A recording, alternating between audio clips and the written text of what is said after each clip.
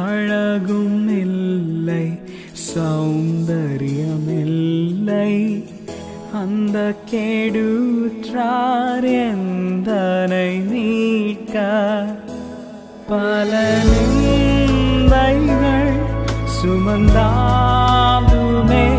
10,000 பேரிலும்